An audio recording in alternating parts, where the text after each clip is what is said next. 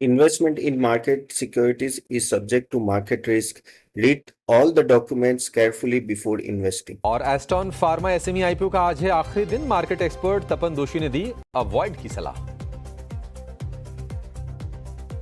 लेकिन हमारे साथ हमारी पैनल पर तपन दोषी भी जुड़ गए हैं। स्वागत है आपका 18 आवर्स स्वदेश पर। फार्मा और एफएमसीजी दो खेमे हैं जो कि इस वक्त बाजार को संभालने का काम कर रहे हैं। हालांकि संभालने में कामयाब नहीं हो पा रहे हैं, बाजार में गिरावट है, लेकिन कंट्रीब्यूशन कहीं से अगर आ रहा है तो फार्मा और एफएमसीजी मेजर एचयूएल पर नजर होनी चाहिए। तपन, आपकी राय एचयूएल पर क्या होगी, क्योंकि सिर्फ ये अनाउंसमेंट और इस अनाउंसमेंट के दम पर स्टॉक इतना चल रहा है?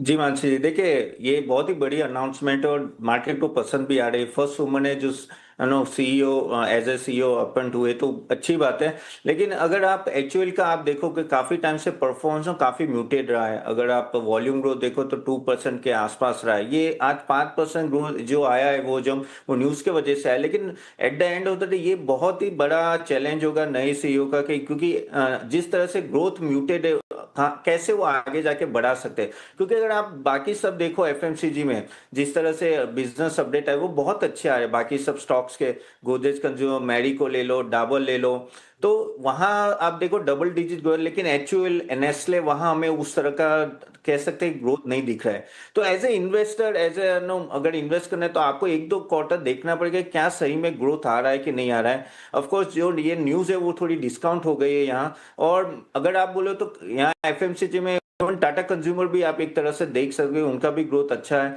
तो मेरे हिसाब से काफी और स्टॉक्स है जो आप देखिए लॉन्ग टर्म के एंगल से मैं बोल रहा हूँ। शॉर्ट टर्म में ये थोड़ा मूवमेंट आ रहा है, लेकिन अगर लॉन्ग टर्म बोलो तो मैं दूसरे स्टॉक्स के साथ जाना चाहूंगा।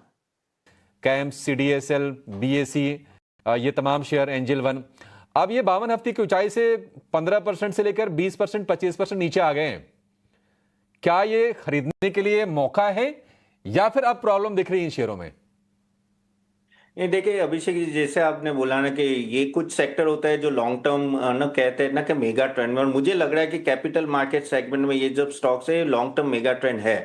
अभी यहाँ कुछ रीजन थे जिसके वजह से ये गिरावट आई। जेन स्ट्रीट का जो एक बड़ा मामला आया तब आप देखो तब से काफी ये सब स्टॉक्स गिर रहे, और ऑप्शन वॉल्यूम में काफी कह सकते हैं कि डिक्रीज आएगा यहाँ से, क्योंकि बीएसई में भी बड़ा ऑप्शन वहां होता था। और फिर कुछ कुछ आप स्टॉक मार्केट ब्रोकर्स में आप देखो, एंजल ब्रोकिंग, नोवोमा, उनमें भी काफी वॉल्यूम होता था, तो वहां हमने गिरावट देखी। अब जेन स्ट्रीट का मामला देखो कहाँ सॉर्ट आउट होता है। लेकिन अगर वहां इस तरह से वॉल्यूम में अगर चेंजेस आते हैं तो इनके डायरेक्टली टर्नओवर में इंपैक्ट आता है। लेकिन आप देखें तो ओवर मार्केट जब सालों साल देखे तो ये सब रिकवर हो जाता है बाद में। हाँ, ये कुछ गिरे हैं तो यहाँ से क्योंकि आप काफी बढ़ गए थे तो 15-20% गए। लेकिन as a market participancy we have to take a leap of faith, क्योंकि वॉल्यूम पिकअप होगा। देखिए ये जेन स्ट्रीट अभी बंद है, कोई और आएगा और कुछ ना कुछ तो यहाँ से भी ऑप्शंस के वॉल्यूम बढ़ेंगे और एक्टिविटी बढ़ेंगी। तो अभी क्या है कि एक मौका मिल गया शॉर्ट सेलर को सेल करने के लिए, उसमें गलत भी नहीं क्योंकि ऑलरेडी बढ़ चुके थे।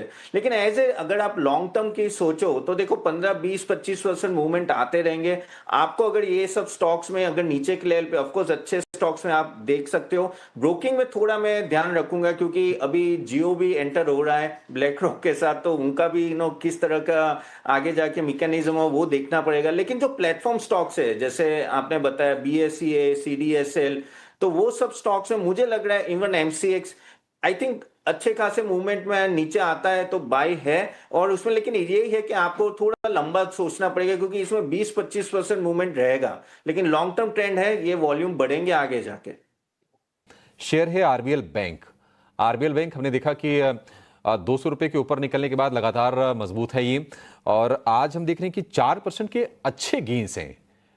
बढ़िया सॉलिड तरीके से ये चल रहा है और 265 रुपए का भाव है। तपन जी, आरबीएल बैंक कितने कन्विंस्ड हैं आप? अगर मान लीजिए किसी को निवेश करना हो, आपको ये बैंक सही लगता है या फिर बड़े बैंकों की तरफ ही जाएं? जी अभिषेक, देखो ये आरबीएल बैंक की बात करें तो ये चढ़ाव और उतारना चलता रहता है इसमें, और काफी मूवमेंट, वॉलेटाइल मूवमेंट आते हैं इस बैंक में। लेकिन अगर आप देखो तो उस तरह से परफॉर्म नहीं किया बैंक ने जो तरह से एक्सपेक्टेशन था, और वही प्रॉब्लम हो रहा है। मैनेजमेंट में भी काफी इश्यूज है, और at the end of the day काफी सारे नेगेटिव भी अगर हम लोग देखें तो जहां उनका सबसे बड़ा जो प्रॉब्लम आया था कि उन्होंने बहुत ही हाई प्रोविजन किए थे Q4 में भी, अगर आपको याद है तो ऑलमोस्ट 69 करोड़ के। और खास करके उनको जो माइक्रो फाइनेंस लैंडिंग में बहुत बड़ा प्रॉब्लम हुआ था। तो आगे जाके भी जिस तरह की management comedy I was not convince at all. और क्योंकि क्योंकि ये बैंकिंग सेक्टर में आपके काफी सारे कॉम्पिटिटर्स है, वो बैंक बहुत ही अच्छा कर रहे हैं। नॉन स्टॉप अगर आप देखो तो प्रॉफिटेबिलिटी भी अच्छा है, क्रेडिट ग्रोथ भी अच्छा रहा है। तो यहाँ मुझे अभी भी वीक लग रहा है, इनकी प्रॉफिटेबिलिटी भी वीक लग रही है। हाँ, वॉलेटाइल मूवमेंट्स ऊपर नीचे आएंगे, लेकिन अगर लॉन्ग टर्म के एंगल से देखो आई थिंक उनके काउंटर पार्ट्स काफी बेटर है कंपेयर टू आरबीएल बैंक। तो मैं आरबीएल बैंक को स्किप करूंगा यहाँ। तपन जी, आपसे टेक्नो फंडा टेक ही चाहूंगी, लेकिन मझगांव डॉक पर भी राय दीजिएगा। शिप बिल्डिंग स्टॉक्स चल नहीं रहे थे और इस वक्त मझगांव डॉक में भी हम देख रहे हैं ब्रेक डाउन्स नजर आते हुए, करीब 3.25% तक की गिरावट यहाँ पर। और इसके ठीक विपरीत हम देख रहे हैं रैलिस इंडिया में एक अपसर्ज। जी देखिए, दोनों स्टॉक की अगर बात करें, मैक्सिमम डॉक की बात करें तो जैसे डिफेंस में आपने कुछ दिनों से ना प्रॉफिट बुकिंग आई, और मैक्सिमम डॉक का लास्ट प्रॉफिटेबिलिटी भी अगर देखो ना तो थोड़ा नीचे ही था, कंपेरेटिवली वीक परफॉर्मेंस आया था। लेकिन प्रॉब्लम यही होती है कि इन सब स्टॉक्स में के डिफेंस स्टॉक्स में खास करके इनके जो कॉन्ट्रैक्ट्स होते हैं ना वो लीनियर फैशन में नहीं होते, जो एग्जीक्यूशन वो लीनियर फैशन में नहीं होता। किस क्वार्टर अच्छा खासा आपका एग्जीक्यूशन हो जाए, किस क्वार्टर कम रहेगा, तो ये वॉलेटिलिटी आप प्रॉफिटेबिलिटी में देखेंगे। लेकिन इनकी जो ऑर्डर बुक है वो बहुत ही बेहतर है, ऑलमोस्ट 6 टाइम्स ऑर्डर बुक है अपने टर्नओवर से। तो यहाँ एक तरह से ना कह सकते हैं कि डिमांड अच्छी रहेगी, सॉरी एग्जीक्यूशन पे उनको फोकस करेंगे तो आई थिंक मार्जिन भी यहाँ बढ़ेंगे। एंड ओवरऑल मुझे काफी, मैं कहते हैं बुलिश हूँ ओवरऑल डिफेंस सेक्टर में, और सबमरीन के कॉन्ट्रैक्ट इनको ही मिलते हैं और किसी को नहीं मिले। तो ये मैक्सिमम में अभी एक तरह की प्रॉफिट बुकिंग है, लेकिन नीचे के लेवल पे आई थिंक ये एक अच्छा कैंडिडेट है आपको एक्यूमुलेट करने का। तो मैक्सिमम आप प्लीज एक्यूमुलेट कीजिए। और दूसरी बात रैलिस इंडिया में भी अगर आप देखो ना तो काफी टाइम से अच्छा परफॉर्मेंस रहा था, लेकिन अभी ये गिर रहा है। तो ओवरऑल अगर आप देखो ना तो मेरे हिसाब से ये स्टॉक भी एक अच्छा है, आप एक्यूमुलेट करना है। प्रॉफिटेबिलिटी ठीक ठाक है, कोई प्रॉब्लम नहीं है, बस वही है कि आपको बाय ऑन डिप्स रखना है, आउटराइट बाय नहीं करना है। तपन जी, केपीआईटी टेक, आपका क्या व्यू है? एक समय था कि काफी जबरदस्त रफ्तार से ये शेयर दौड़ा था, 22-23 की बात है, लेकिन अभी तो अगर आप वैल्यूएशन देखेंगे तो वो भी सस्ते दिखेंगे। 1900 रुपए तक गया था, अब 1250 रुपए का भाव है। जी अभिषेक, ये देखो अगर वो कंपैरिजन हमेशा होती है टाटा टेक्नोलॉजी, टाटा एलेक्सी और केपीआईटी की, और उसमें हमेशा केपीआईटी हमेशा आगे रहा है।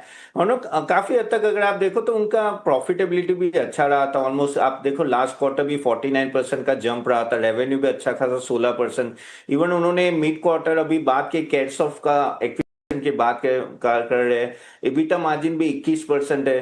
तो ये सब जो है वो अच्छा है, और उनके जो गाइडेंस है वो भी ठीक ठाक है, इतने खराब नहीं है। लेकिन प्रॉब्लम ये होता है ना कि जब सेक्टर पूरा कहते हैं ना कि प्रॉब्लम है, तो कभी कभी स्टॉक्स भी उसमें जो भी होते हैं वो भी प्रॉब्लम है। तो केपीआईटी एक ऐसा केस है जहां आप कह सकते हैं ना कि परफॉर्मेंस ठीक ठाक रहा है, लेकिन वैल्यूएशन इनिशियली बहुत हाई थे, अभी तो काफी नीचे आ गए। लेकिन तो भी क्योंकि ये सेक्टर में अभी इतना उतार चढ़ाव हो रहा है और जिस तरह से बड़े कंपनीज के रिजल्ट आए, तो वन शुड भी थोड़ा डबल बार सोचना पड़ेगा यहाँ पोजीशन बनाने के लिए। और ओवरऑल अगर आप बात करें तो मार्जिनल गाइडेंस बेटर है कि आप ये गाइडेंस किस तरह से आता है ये क्वार्टर के रिजल्ट में वो भी देख ले, क्योंकि जल्दी करने की जरूरत नहीं। ये सब स्टॉक्स मिलेंगे इस भाव के आसपास थोड़े टाइम के लिए, तो देख लेते क्या होता है और किस तरह से ग्लोबली इनका स्लो डाउन आ रहा है, क्योंकि उनके जो बड़े बड़े प्लेयर्स है वो यूरोप और यूएस में काफी बड़े प्लेयर्स है, वहां क्या स्लो डाउन आ रहा है। जो फॉरेक्स का भी कुछ लॉस का कुछ मैंने सुना था कि वो हो रहा है कि नहीं, क्योंकि डॉलर डिवैल्यू हो रहा है। तो